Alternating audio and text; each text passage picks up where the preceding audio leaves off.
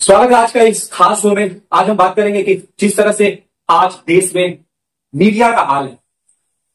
आज international world press freedom day है और वही पुरानी कहावत है कि जब एक कलम की ताकत छीन ली जाती है तो सिर्फ डर और गुलामी ही बचती है। जिस तरह से आज देश में हालात है, मेन स्ट्रीम मीडिया जो खबरें चला रही है या सोशल मीडिया खबरें चला रही है, इसमें हम लोग बात कर लेंगे कि वर्ल्ड प्रेस फ्रीडम डे है। आज क्या हमारा प्रेस फ्रीडम है? आज वो सच को सच और गलत को गलत कह पा रहा है, क्योंकि आज इंटरनेशनल जो भी मीडिया का जो ये है, इंडिया का 159 रैंक आता है प्रेस फ्रीडम को लेकर के। तो हमारे साथ हमारे सहयोगी सुरेश सर है, उनसे हम लोग बात कर लेंगे कि आज के दिन के हवाले से क्या कुछ कहना चाहेंगे, क्योंकि जैसे ही प्रेस की फ्रीडम छीन ली जाती है तो देश को सच नहीं बल्कि प्रोपेगेंडा पहुंचता है। उसी सिलसिले में बात करेंगे सुरेश सर से, उनका क्या कहना। सर, आज का जो दिन है, इस विषय में, इस दिन खास दिन के मौके पर आप क्या कुछ कहना चाहेंगे सर? ठीक है सर, पहली बात है कि वर्ल्ड प्रेस फ्रीडम डे आज है 3 मई को। ये एक मेमोरेबल डे है। और जहां तक भारत की बात आती है कि वर्ल्ड लेवल में भारत का क्या रैंक है, तो मैं 2014 और 2014 के पहले का 2 बात बताना चाहूंगा। 2014 के पहले जब 2004 में गवर्नमेंट जब चेंज हुई थी फर्स्ट टाइम, उसमें वर्ल्ड में इंडिया का क्वेश्चन 105 था और 2014 में आ जाता है 140 और आज वर्तमान में 159। तो आप इसे मान सकते हैं कि सरकारें हमेशा मीडिया में हस्तक्षेप करती रही है। और भारत जब 2014 में कहा जाता है कि मोदी गवर्नमेंट का, मोदी मीडिया जो शब्द इस्तेमाल किया जाता है, तो आप देखिएगा कि भारत का 2014 के बाद कहां 105 से रैंक 140 पहुंच जाता है। तो गिरावट तो हुई है। देखेंगे कि 2024 में भारत का पोजीशन वर्ल्ड रैंक में खराब था और उससे ज्यादा खराब अब हो गया है। 2025 में बात करते हैं तो 159, जबकि पूरे वर्ल्ड में 180 देशों को लेकर ये बनाया जाता है। तो और अभी फर्स्ट रैंक में है नॉर्वे और सेकंड रैंक, सबसे लास्ट रैंक में आता है इंडिया और यूरोप का छोटा सा देश है जो आता है। तो मेरा कहने मतलब हुआ कि मीडिया के क्षेत्र में जब तक सरकार का हस्तक्षेप रहेगा तब तक भारत की मीडिया स्वतंत्र कभी रह ही नहीं सकती है। और जब मीडिया, जिसको हम बोलते हैं सारा इंफॉर्मेशन अगर हमें मीडिया के माध्यम से मिलता है, तो मीडिया अगर स्वतंत्र नहीं रहेगी, मीडिया को सरकार अपने उंगलियों पर नचाएगी, चाहे उसका वजह जो है। सरकार और मीडिया, इसको मैं समझता हूं दोनों जिम्मेदार है। जितनी सरकार जिम्मेदार है उतनी मीडिया, क्योंकि कुछ मीडिया के ग्रुप के लोग हैं वो सरकार के सामने नहीं झुकना चाहते हैं क्योंकि उनके अपनी महत्वाकांक्षा को त्याग देते हैं। लेकिन सर, जिस तरह से अभी हालात है, एक जर्नलिस्ट सत्ता से सवाल पूछने से डरता है। अगर ये जर्नलिस्ट ही सवाल पूछने से डरेगा तो फिर जनता का क्या होगा? जनता का हाल चाहे वो किसी समय में रहा, बुरा ही रहा, लेकिन दिन ब दिन बुरा से बदतर हो रहा है, अच्छा नहीं हो रहा है। इसका क्योंकि मीडिया को जब चौथा स्तंभ बोलते हैं, तो मैं जितनी सरकार जिम्मेदार है, जितनी मीडिया जिम्मेदार है, उससे ज्यादा पब्लिक जिम्मेदार है कि पब्लिक ऐसी सरकारें को चुन कर लाती है। ऐसी सरकार को चुन के लाती है। दूसरी बात यह है कि मीडिया भी मुद्दे को, आप कोई उल्टा पुल्टा वीडियो चलाइए तो देखिए कितना उसका व्यू बढ़ता है, लेकिन आप सरकार से पूछने वाला मीडिया चलाइए तो व्यू बढ़ ही रहा है। तो मेरी बात है कि जनता भी उतने में जिम्मेदार समझता हूं कि जनता खुद इंटरेस्ट नहीं लेती है अच्छे बातों को सुनने में। तो अभी जो देश के हालात है सर, डेमोक्रेसी कहीं ना कहीं सवाल ये उठते हैं कि डेमोक्रेसी खतरे की तरफ बढ़ रही है। तो आपको क्या लगता है कि जो अपोजिशन का कहना है या आम लोग कहते हैं कि डेमोक्रेसी खतरे में है, संविधान बचाओ आंदोलन भी चला करते हैं, तो आप इस बात को से कितने इत्तेफाक करते हैं? सर देखिए, संविधान तो खतरा में, मैं अक्सर बोलता हूं कि संविधान पब्लिक के लिए है और संविधान सरकार के लिए, लेकिन संविधान का फायदा किसी एक वर्ग को जाता है, वो है सरकार। दूसरा वर्ग है पूंजीपति। तीसरा वर्ग है जो ब्यूरोक्रेट के लोग हैं।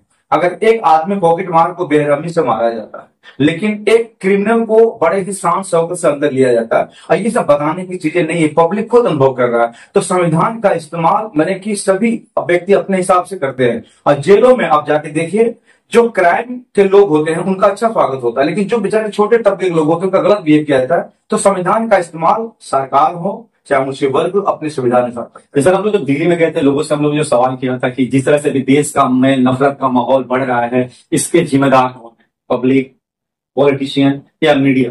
ज्यादातर वर्ग ने मीडिया को ही जिम्मेदार ठहराया। जिस तरह से अभी और जो मेन मुद्दे हैं, बेसिक जो नीड्स है जनता की, जो डेवलपमेंट की बातें होनी चाहिए, वो ना होकर के सिर्फ धार्मिक डिबेट्स होते हैं और एक ऐसे चीज को सुबह शाम चलाया जाता है, तो कहीं ना कहीं लोग भी ऑफेंडेड होते हैं और लोग भी इन चीजों से दूर होते जा रहे हैं। आप देखेंगे, अगर आप देखेंगे कि 5-10 साल पहले लोग जो खबरें सुना करते थे टीवी चैनलों पे, वो परसेंटेज काफी कम हो गई है। लोग या तो खबरें पढ़ते हैं या तो सोशल मीडिया पे देखते हैं। आप इस बात से कितना इत्तेफाक करते हैं? हाँ देखिए, इलेक्ट्रॉनिक का इस्तेमाल सोशल मीडिया का बखूबी कर रहे हैं।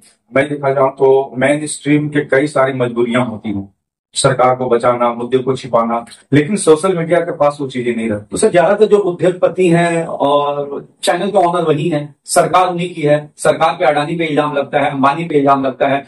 कुछ चैनल उनकी है तो कुछ चैनल सुनते हैं। एक चैनल थे तो उनको भी खरीद लिया गया। अभी देखा जा रहा था कि मेन स्ट्रीम मीडिया पे न्यूज 24 जो जिसमें संदीप चौधरी हुआ करते थे, कोई और चैनल में चले गए हैं।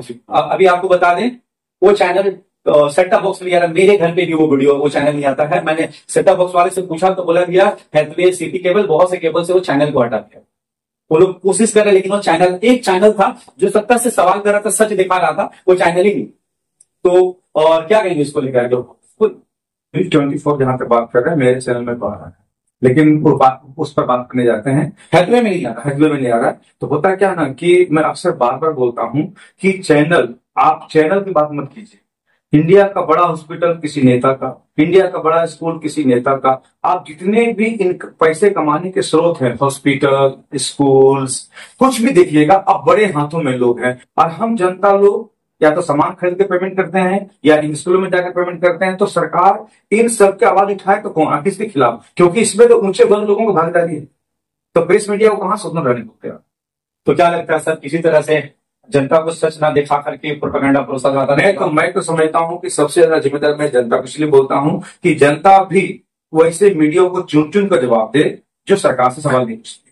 और देखिए, एक छोटी सी पहल थी, आज जो 3 मई है, वर्ल्ड प्रेस फ्रीडम डे। इस मौके पर उन्होंने एक छोटा सा वीडियो बनाने की कोशिश की, क्योंकि बहुत से लोगों को ये पता ही नहीं है आज जो दिन है ये सिर्फ पत्रकारों के लिए, आम जनता के लिए भी है, डेमोक्रेसी के लिए भी है। क्योंकि आज का जो दिन है फ्रीडम, प्रेस फ्रीडम डे। अगर प्रेस को फ्रीडम रहेगा, अगर मीडिया स्वतंत्र होकर के सत्ता से सवाल करेगी, तो देश ऑटोमेटिक डेवलप होगा। सरकार अपनी कमियों को दूर करने की कोशिश करेगी और उसमें काम करेगी। लेकिन अभी जो हालात है, सत्ता से सवाल पूछे नहीं जा रहे हैं, सच दिखाया नहीं जा रहा है, तो कहीं ना कहीं जो प्रेस का फ्रीडम है, कहीं ना कहीं एक मजबूरी भी होती है। जैसे सर ने कहा कि कहीं एडवर्टीजमेंट के लेकर के मजबूरी होती है, तो कहीं ऊपर से दूसरा प्रेशर होता है, कभी चैनल्स के रेवेन्यू के लेकर के प्रेशर्स होते हैं, और कई एक प्रेशर्स की वजह से मेन स्ट्रीम मीडिया जो सच दिखाना चाहती है वो दिखा भी नहीं पाती। तो आज एक छोटी सी कोशिश थी वर्ल्ड प्रेस फ्रीडम डे के मौका पे कि क्या आपको क्या लगता है कि आज रियली में प्रेस को फ्रीडम है? जैसा कि सर ने बताया कि जहां 105 से लेकर के अभी 159 जो रैंक आया है इंडिया का प्रेस फ्रीडम के, ये कहां तक सही है और इसके जिम्मेदार कौन है? मीडिया, पॉलिटिशियंस, सरकारें या खुद जनता? आप इस वीडियो में कमेंट करके जरूर बताएं। अगर आप हमारी वीडियो यूट्यूब में देख रहे हैं तो हमारे चैनल को सब्सक्राइब करें, और फेसबुक में देख रहे हैं तो इस हमारे पेज को फॉलो करें। तब तक हमारे साथ बने रहने के लिए बहुत बहुत धन्यवाद। जय हिंद, जय भारत।